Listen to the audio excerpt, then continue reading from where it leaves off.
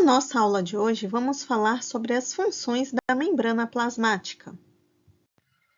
As funções da membrana plasmática são a manutenção da integridade da estrutura da célula, o controle da movimentação de substâncias para dentro e fora da célula, que significa a permeabilidade seletiva da membrana, a regulação das interações intercelulares, o reconhecimento através de receptores de antígenos de células estranhas e células alteradas, a interface entre o citoplasma e o meio externo, o estabelecimento de sistemas de transporte para moléculas específicas e a transdução de sinais extracelulares.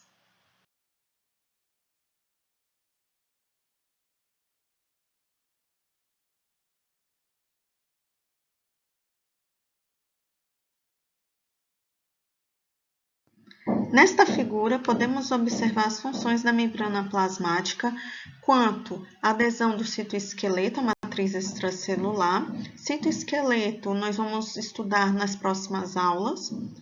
Ele é o responsável pelo formato da célula, mas não somente isso, vai ter outras funções também. Nós podemos observar nesta figura também o reconhecimento celular, principalmente utilizado para passagem de substâncias entre as células. Temos as atividades enzimáticas realizadas por determinados números de proteínas, o transporte entre as membranas, as junções intercelulares e o reconhecimento célula-célula através da comunicação celular. As propriedades da membrana plasmática. Uma boa elasticidade, devido à presença de proteínas específicas que oferecem essa capacidade de elasticidade da membrana. A boa capacidade de regeneração, que vai ocorrer uma regeneração rápida de pequenas rupturas da membrana. A boa resistência elétrica, quanto à presença dos lipídios, que são bons isolantes térmicos e elétricos. A baixa tensão superficial.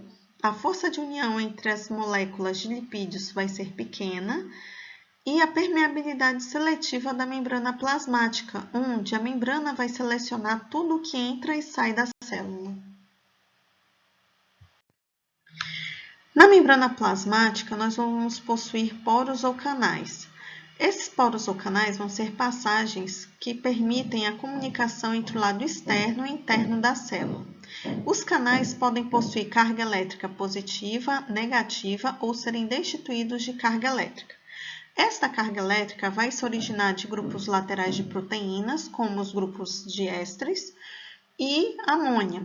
Na natureza, a carga elétrica vai selecionar os íons, sendo que os canais positivos vão repelir cátions e deixar passar somente ânions, e canais negativos vão repelir ânions e deixar somente passar cátions.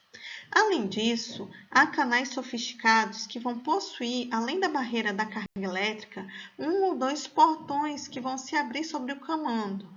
Este tipo de canal sofisticado é a bomba de sódio e potássio, por exemplo. Além da carga elétrica, o diâmetro dos canais vai selecionar a passagem do volume dos íons. O trânsito desses canais vai ser passivo e se faz de acordo com o gradiente de concentração, sempre do lado mais concentrado para o menos concentrado. As zonas de difusão facilitada vão ser regiões que possuem moléculas de uma determinada espécie química em alta concentração. Daí, moléculas afins vão se difundir com mais facilidade através dessas zonas. As zonas de difusão facilitada, elas são importantes trajetos para participantes de processos imunológicos nas células, permeando antígenos e anticorpos. Hormônios e esteroides também vão transitar através dessas zonas de difusão facilitada.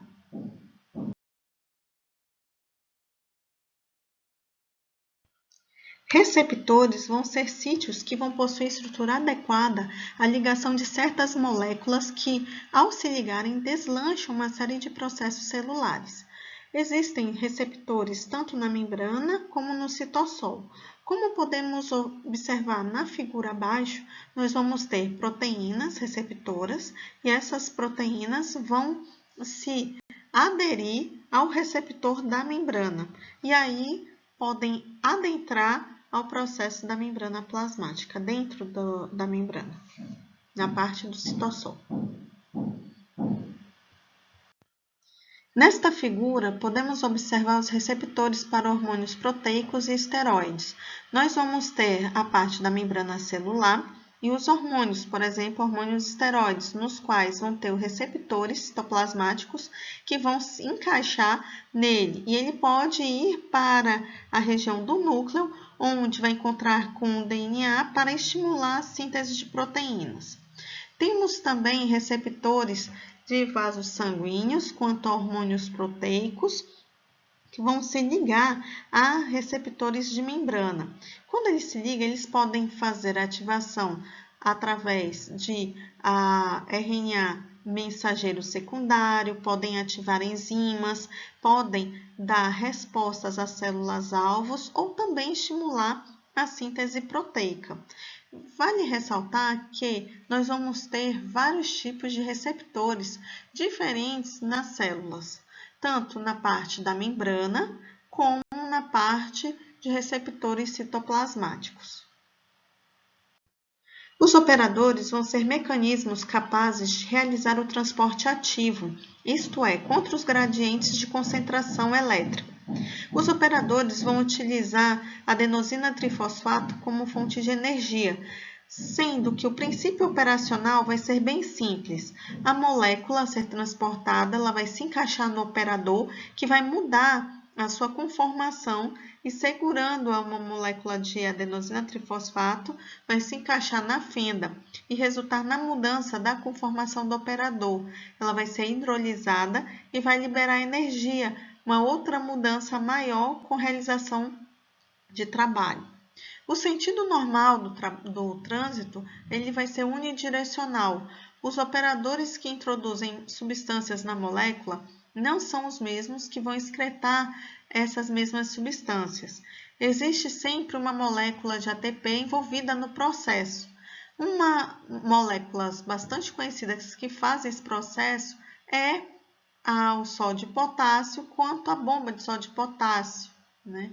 Que vai ter a ATPase, que vai gerar energia e vai participar de um operador muito importante, como a gente observa na figura aí abaixo.